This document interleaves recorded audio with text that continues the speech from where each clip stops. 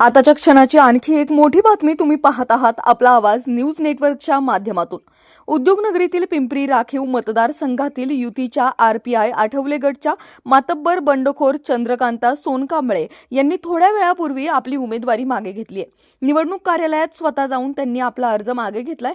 त्यांच्यापूर्वी तेथील युतीतील शिवसेनाचे दुसरे दमदार बंडखोर आणि माजी आमदार ॲडव्होकेट गौतम चाबुकस्वार यांनीही माघार घेतली आहे। परिणामी पिंपरीतील युतीचे बहुतांश बंड शमले असल्याने तेथील त्यांचे राष्ट्रवादीचे उमेदवार अण्णा बनसोडे यांना मोठा दिलासा मिळालाय। आता तेथे युती विरुद्ध आघाडी, राष्ट्रवादीच्या सुलक्षणा शिलवंत धर अशी थेट लढत होणार आहे।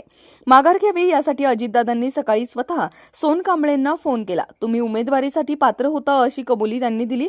नंतर त्यांच्या सांगण्यावरून त्यांचे शहराध्यक्ष योगेश बहल हे सोनकांबळेंच्या घरी सकाळी गेले। त्यांनी दादांचा निरोप दिला। दरम्यान आठवलेंचाही फोन झाला।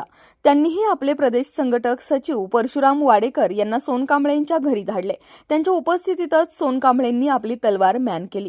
त्यानंतर त्यांनी आठवलेंनी फडणवीसांना सांगून महामंडळ देण्याचे आश्वासन असल्याचे आपला आवाजला सांगितले।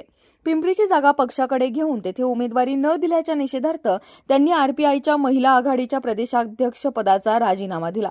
नंतर बंडखोरी करत त्यांनी पिंपरीतून अपक्ष अर्ज दाखल केला होता। मात्र त्यांचा राजीनामाच पक्षाने न स्वीकारल्याने त्या अद्याप पदावर आहेत।